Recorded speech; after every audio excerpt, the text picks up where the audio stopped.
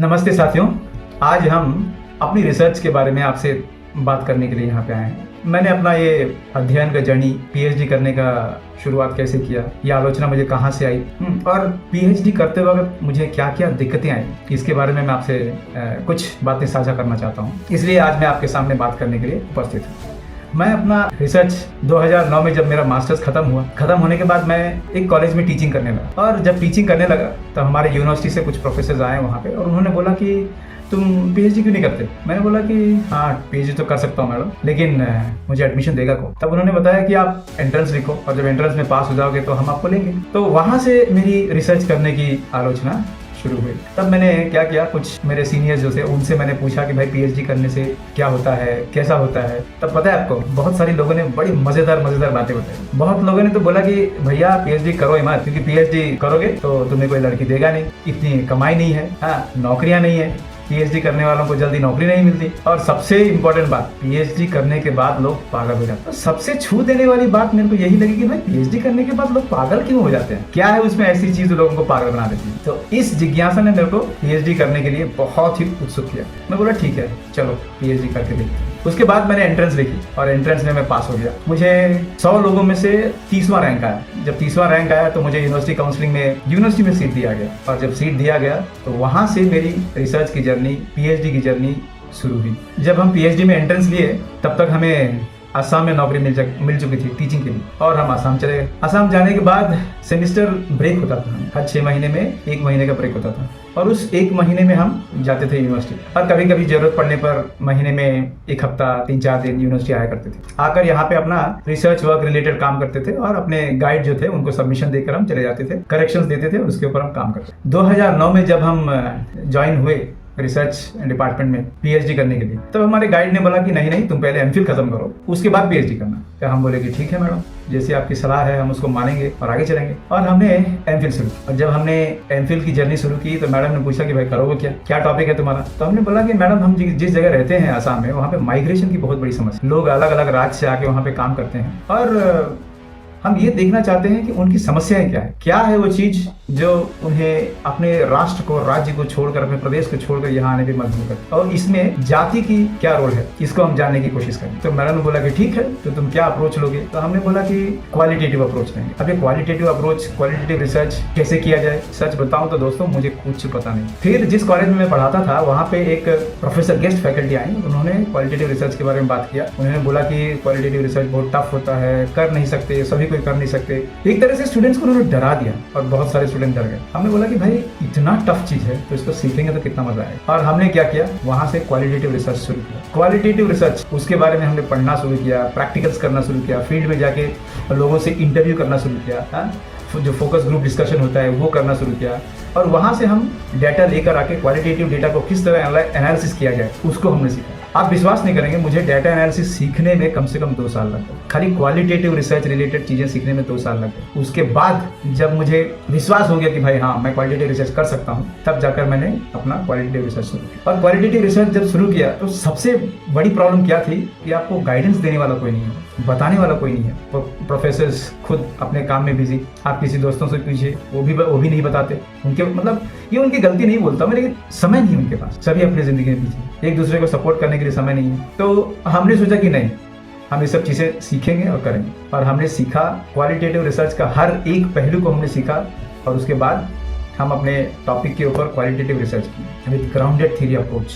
और जब हमने क्वालिटेटिव रिसर्च किया तो बहुत मजा आया। हाँ, रिसर्च करना आसान नहीं है, लोग सही बोलते हैं रिसर्च करना आसान नहीं है, लेकिन अगर आपके पास वो जुनून है, जज्बा है तो कर सकते। आसान नहीं है लेकिन नामुमकिन भी नहीं है। और मैंने समझ लीजिए 5 साल लगा दिया अपने क्वालिटेटिव रिसर्च करने में, एमफिल करने में। इसके बाद हमने एमफिल का डिसर्टेशन सबमिट किया और हमारे यूनिवर्सिटी में वाइवा रखा गया। सबमिशन के बाद ओपन वाइवा होता है जहाँ पे कोई भी आकर बैठ सकता है और आपसे कोई भी सवाल पूछ सकता है। और हमें अपने वाइवा में इतना मजा आया क्योंकि हमने देखा कि अक्सर लोगों को क्वांटिटेटिव रिसर्च के ऊपर ज्यादा ज्ञान है, ज्यादा पकड़ है, लेकिन क्वालिटेटिव रिसर्च के ऊपर लोगों को पकड़ नहीं और ज्ञान नहीं है। और हमेशा लोग क्वालिटेटिव रिसर्च और क्वांटिटेटिव रिसर्च में फर्क नहीं कर पाते। स्टूडेंट्स को छोड़िए, प्रोफेसर्स तक फर्क नहीं कर पाते। हाँ, लेकिन मैं थोड़ा लकी था क्योंकि हमारी प्रोफेसर जो थी वो क्वालिटेटिव रिसर्च को सब जानती थी और हमें बहुत सपोर्ट करती थी और उनके सपोर्ट से हमने अपना एमफिल खत्म किया। जब भी हम रिसर्च करते हैं तो बहुत सारी दिक्कतें आती हैं। तो जब मैंने एमफिल किया तब मुझे क्या दिक्कतें आई? सबसे पहली बात लिटरेचर, क्योंकि आपके पास लिटरेचर नहीं है तो कुछ भी नहीं है। और अगर मैं आपको मेरी परिस्थिति बताऊं तो मैं कोई स्कॉलरशिप लेकर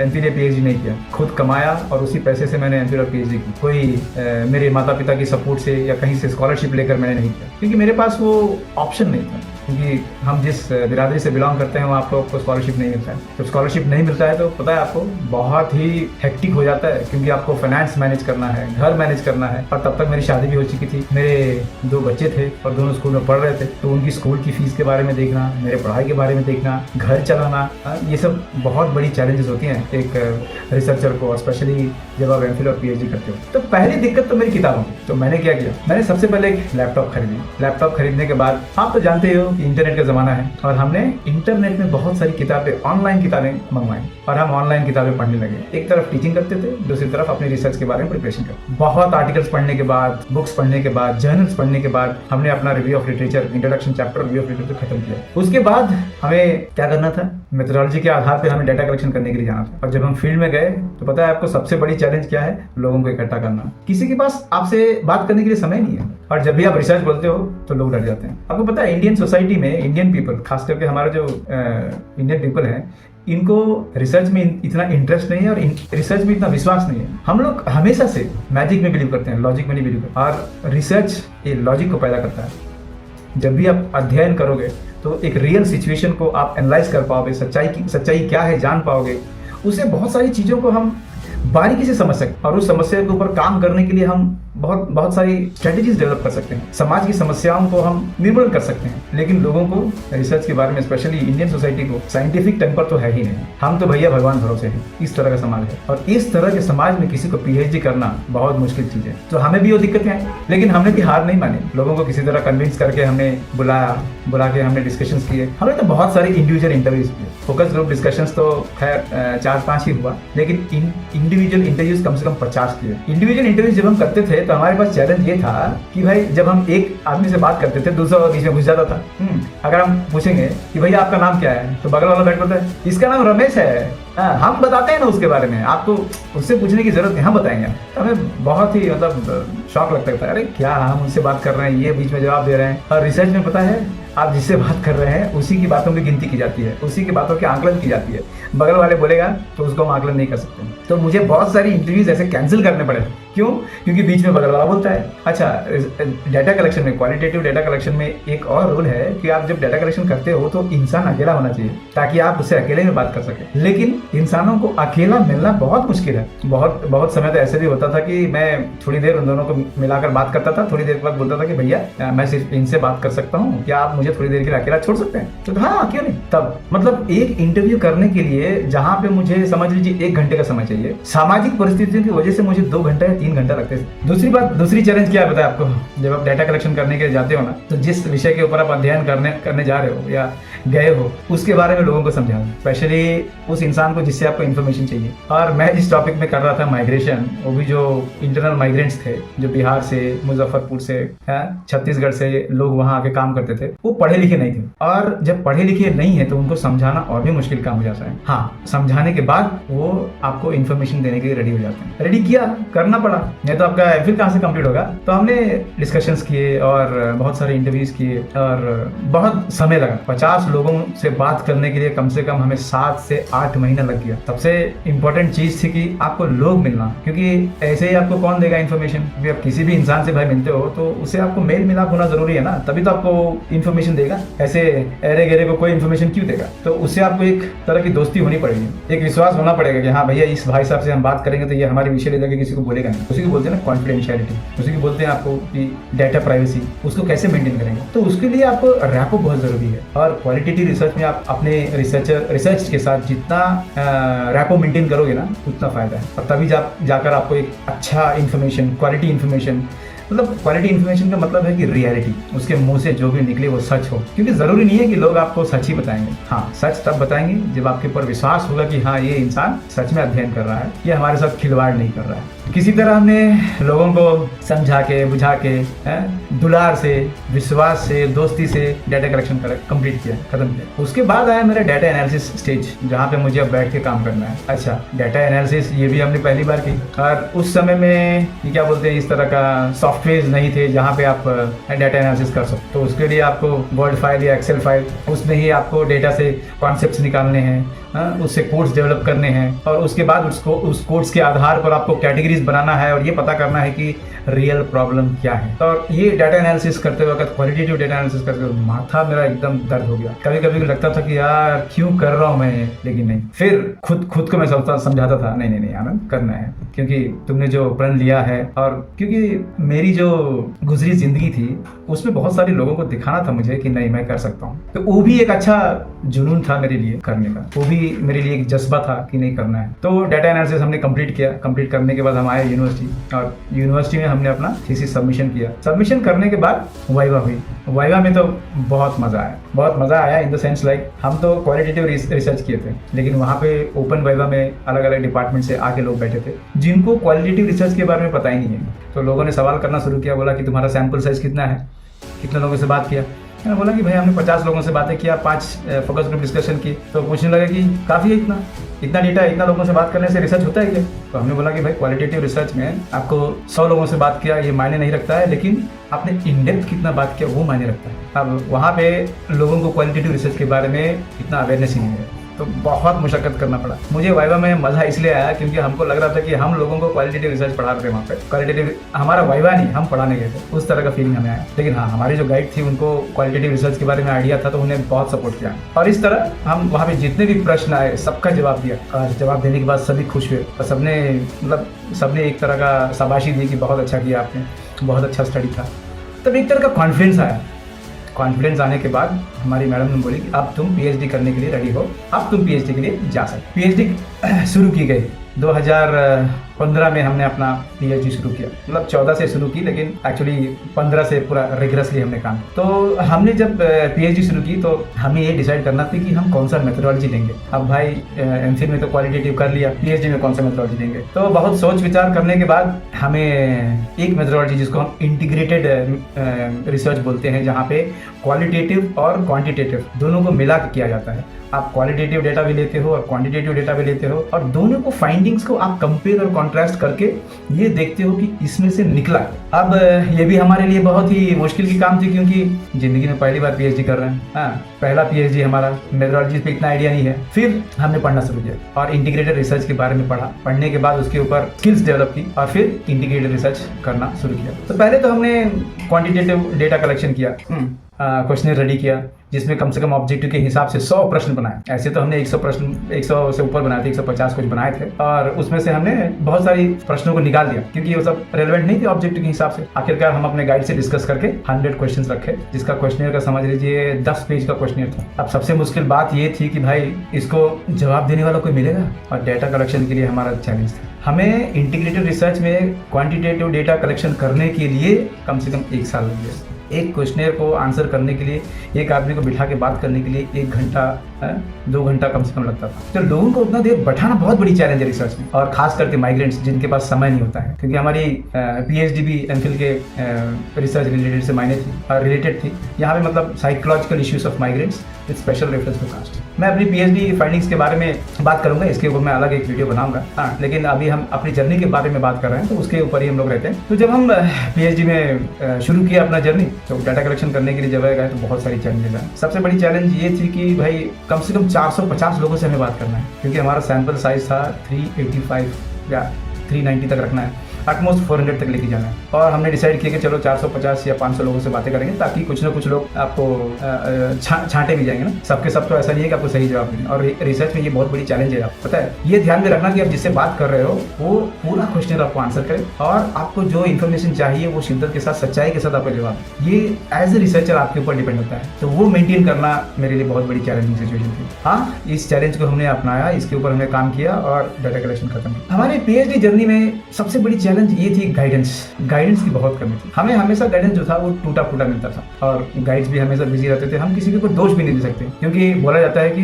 पीएचडी लेवल में 90% is researchers responsibility, only 10% is guide responsibility. मतलब एज ए पीएचडी स्कॉलर आपको अपना रिसर्च के ऊपर पकड़ होना है, आपको अपने रिसर्च के ऊपर ज़्यादा ध्यान होना है। तो इस वजह से गाइडेंस देने वाले कम थे। और कभी कभी ऐसा भी लगता है कि लोग ये सोचते हैं, पता नहीं, लोग ये सोचते हैं कि हम अगर किसी को गाइडेंस दे देंगे तो ये हमसे आगे निकल जाएगा।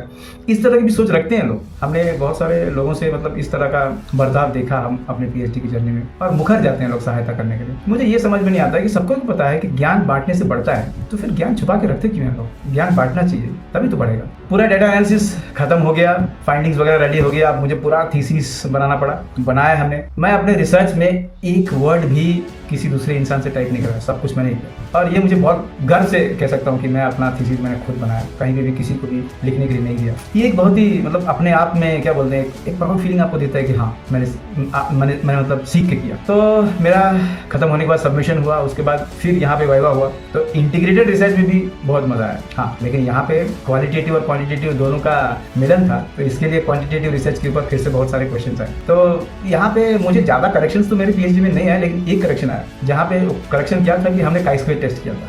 और जब chi-square टेस्ट जब किया था तो बहुत सारे बॉक्सेस में 0 0 0 आए थे। तो वहाँ पे हमारे जो एक्सटर्नल इवैल्यूएटर थे उन्होंने बोला कि ये chi-square टेस्ट यहाँ पे वैलिड नहीं है, दूसरा टेस्ट करना पड़ेगा। अब भाई दूसरा टेस्ट करना है, क्या करना है, बताने वाला कोई नहीं है। हमने अपना गाइड से पूछा तो वो बोला हमें भी पता नहीं है, पता करो।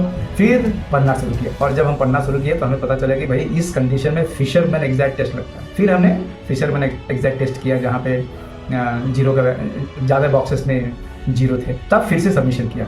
सबमिशन करने के बाद हमारे जो एक्सटर्नल इवैल्यूएटर थे वो तो बेहद खुश हो गए। वो लोग बोले कि तुम तो बहुत जल्दी पकड़ लिए और अच्छा से काम किया, और हमारा प्रेजेंटेशन भी अच्छा गया। उसके बाद जब हम पूरा प्रेजेंटेशन कंप्लीट किए तब फिर से हमें शाबाशी दी और बोले कि गुड, अब आप डॉक्टरेट कहला सकते हो, डॉक्टर आनंद बोलकर आप लिख सकते हो। उस मतलब डॉक्टरेट की उपाधि हमें ऑफिशियली दी थी।